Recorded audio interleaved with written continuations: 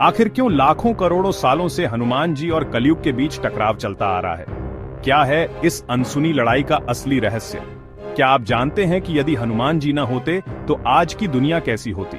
आज हम आपको एक ऐसी कहानी सुनाने वाले हैं जो न केवल आपके रोंगटे खड़े कर देगी बल्कि आपके अंदर श्रद्धा का सागर भी उमड़ पड़ेगा। तो अंत तक जरूर बने रहिए, क्योंकि इस वीडियो का हर पल आपके दिल और दिमाग को झकझोरने वाला है। जब द्वापर युग समाप्त हुआ और कलयुग का आरंभ हुआ, तब त्रिदेव और अन्य देवताओं ने पृथ्वी से दूरी बना ली। सृष्टि के नियम साफ थे। इस युग में देवताओं का हस्तक्षेप वर्जित था, लेकिन यही वह समय था जब एक शक्ति ने पहले से ही इस समस्या का समाधान सोच लिया था। वह शक्ति थी देवों के देव महादेव। महादेव जानते थे कि कलयुग जितना पुराना होगा, उसकी ताकत उतनी ही भयंकर होती जाएगी।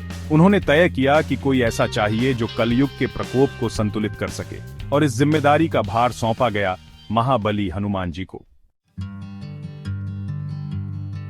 महादेव ने हनुमान जी से कहा, तुम्हें राम नाम का प्रचार करना होगा ताकि कलयुग के साथ साथ राम युग का भी आरंभ हो। तभी कली पुरुष नियंत्रण में रहेगा। और फिर शुरू हुआ हनुमान जी का मिशन। उन्होंने धरती पर अलग अलग वेशभूषा में श्री राम के नाम का प्रचार किया। श्री राम मंदिर बनने लगे और धीरे धीरे हर जगह राम और हनुमान जी की पूजा होने लगी। लेकिन एक बात आपको चौंका देगी, हनुमान जी अपने नाम पर मंदिर बनने से निराश हो गए। उन्होंने कहा, मैं तो श्री राम का सेवक हूं, मेरे नाम का मंदिर क्यों? यहां रुचिकर सवाल उठता है, क्या आपने कभी सोचा कि माया सभ्यता और इनका सभ्यता जैसी पुरानी सभ्यताओं में हनुमान जी की मूर्तियां क्यों मिलती हैं? ये इस बात का प्रमाण है कि हनुमान जी ने हर युग में धर्म का प्रचार किया है। लेकिन जैसे ही राम युग का आरंभ हुआ, यह बात कलयुग को पता चली। कलयुग आगबबूला हो गया। उसने तय किया कि वह हनुमान जी के इस अभियान को रोक कर रहेगा। उसने मंदिरों और उनके आसपास पाप फैलाने की कोशिश की, लेकिन हर बार नाकाम रहा। आखिरकार कली पुरुष ने चालाकी दिखाई। उसने मंदिरों से दूर रहने वाले इंसानों के अंदर मंदिरों के प्रति घृणा का बीज बो दिया।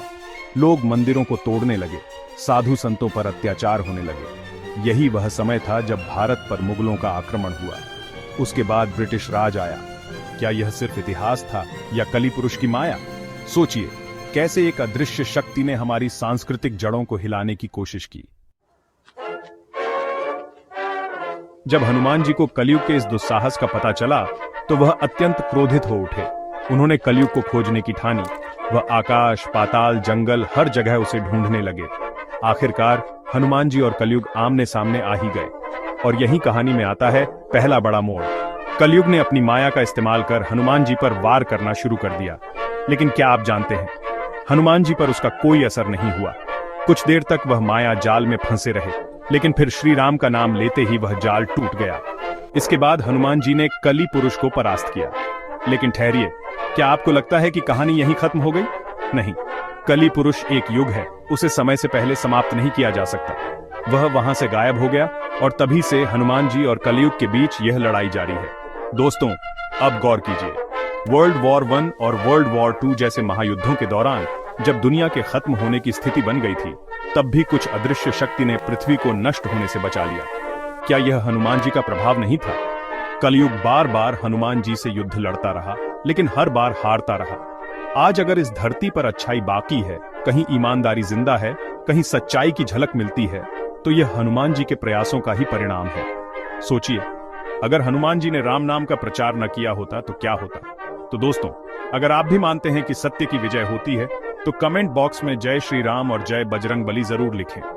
इस वीडियो को लाइक करें, चैनल को सब्सक्राइब करें और इसे ज्यादा से ज्यादा शेयर करें, क्योंकि जितनी अधिक श्रद्धा और सच्चाई फैलेगी, उतनी ही कलयुग की माया कमजोर होगी। मिलते हैं अगले वीडियो में एक नई रहस्यमयी कहानी के साथ। तब तक याद रखें, सच्चाई भले ही देर से जीते, लेकिन अंत में जीत उसी की होती है।